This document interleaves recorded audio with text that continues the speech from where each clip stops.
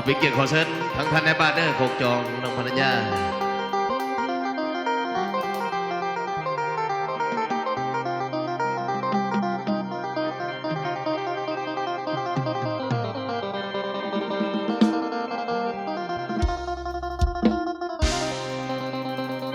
แล้วพี่ยังจนสายคนให้อามกอดเด้อหัวใจทนได้กับไม่บ่และมีเพียงใจให้คิดต่อแต่ความจนวนอยู่ไกลทนได้บ่ละนางหนทางหัก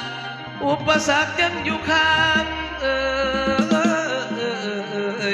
พวกความทุกข์เด้ออุกใจ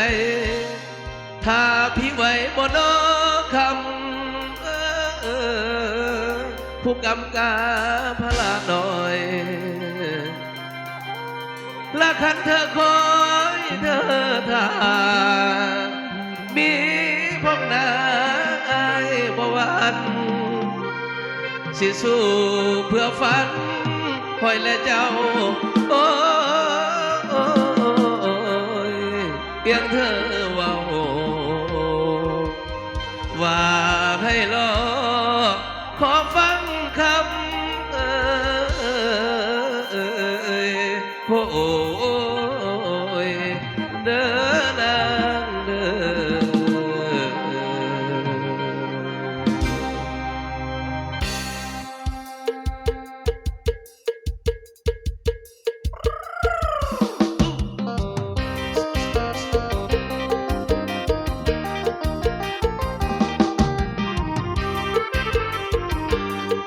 ทีมงานเลยครับทำบ้านยาวๆแล้วกันพี่น้องขอถามเจ้าเรื่องหาเขาเปิดเผยความในอยากถามหัวใจว่าไอ้จนเจ้าทนได้บ่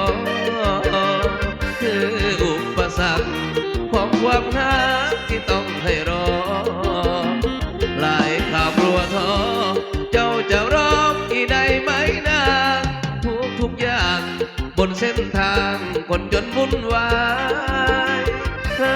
ทนได้ไหมถามหัวใจตัวเองไม่นอ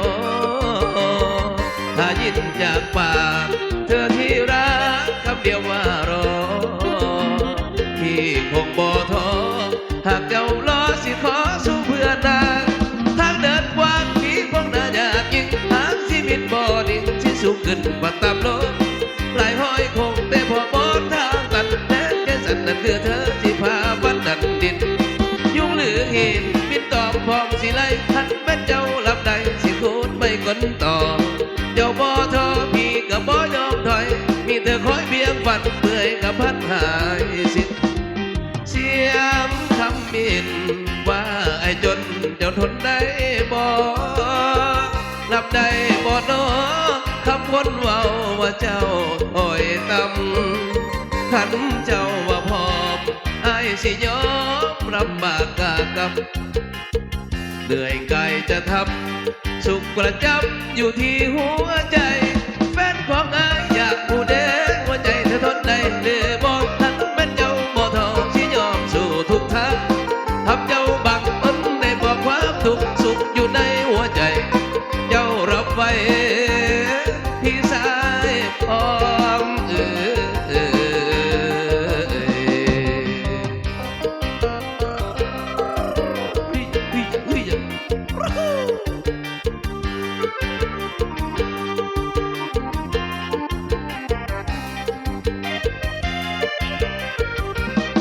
หากจะลาเจ้าอย่าพาเข้ามาให้เห็นไม่จำเป็นต้องพาเขามาเว้าเหตุผลโอ้บอกก็พอแล้วระหัวใจคนไม่ถามเหตุผลว่าสองคนรักกันอย่างไรขอเธอไว้ให้สงสารหัวใจคนภายเหมือนข้าได้ยินเขาเจ้าตาเจ็บแล้วสวนใจ บอกเลิกไอ้เบาง่ายๆมาจบกันบ่ต้องสัญหาคำหมื่นพันมาเบายิ้มหมู่เจ้ามาเว้าเรื่องเราให้ฟังว่าคิดมากยังจากสิเว้ากับอายจังใดว่าอยากพาเขามาเว้าให้อายเข้าใจ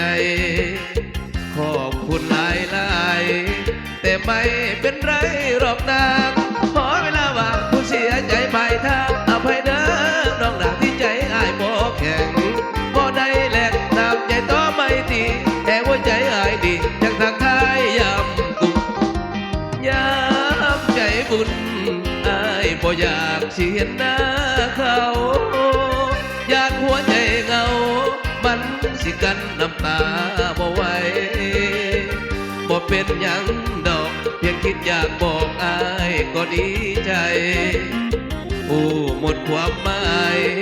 แค่นี้ก็ดีมากพอยามใดท้อหรือเสียใจจังแวกทันแม้นเขาหักแท้ก็ดีด้วยสมใจลาจากอายให้เหมาะสมตามสายมีความหมายเดียวกันว่าอีเป็นน้องคนแพ้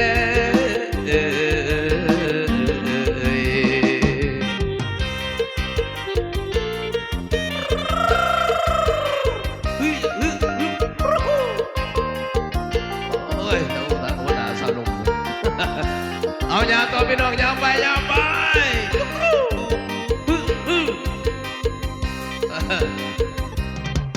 อย่าฝ้าเมาปลากันเด้อพ่อเฒ่าเด้อ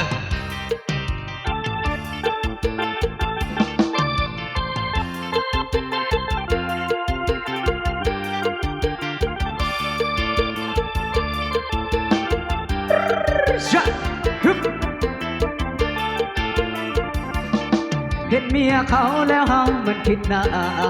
ยอดลงมั่งคนเขามีเจ้าของน้องเดิน